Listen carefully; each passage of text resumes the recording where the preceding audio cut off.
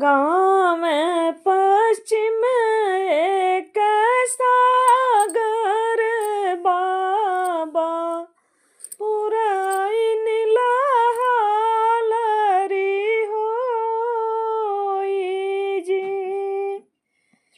गाँव में पश्चिम एक सागर ये बाबा पुराइन लहालरी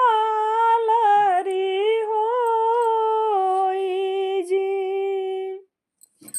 तहवा दुलहे राम धोतिया कचारे पूछेली दुल्हनी एक बात जी।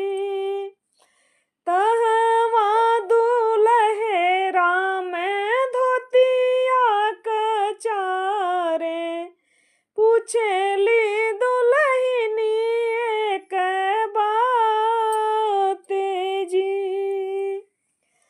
की कर हई रौरे उलरू से दुलरू कमने बहिन सग भाई जी। कमने बनी जिया चलिले बरे सुंदर के करे सागरे स्नान जी। कमने बनी जिया चलिले बरे सुंदर के करे सागरे स्नान जी।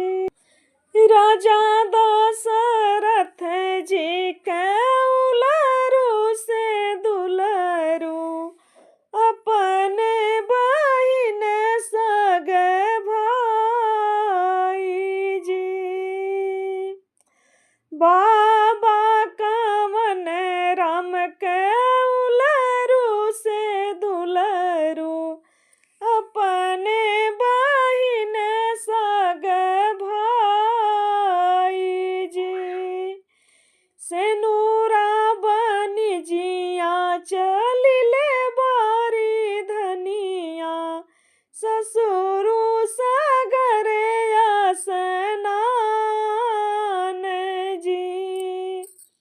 सेनुरा बनी जिया चलिले बारी धनिया ससुरु के सगरे नहाय जी। इतना बचन सुन बेटी हो कमनी बेटी धावल महलिया में जाई जी।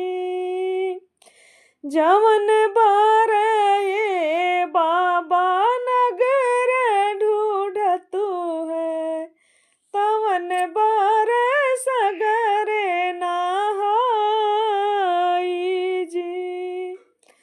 जवन बर ये चाचा सग नगरे ढूंढतु है तवन बर सगरे नहाई जी। जवन बर ये भैया नगर ढूंढतु है तवन बर सगरे नहाई जी। बहुत बहुत धन्यवाद दोस्तों। गीत सुनने के बाद कमेंट जरूर कीजिएगा गीत कैसा लगा। अगर अच्छा लगे तो लाइक कीजिएगा, शेयर कीजिएगा। चैनल पर नए हैं तो सब्सक्राइब जरूर कीजिएगा। बहुत बहुत धन्यवाद।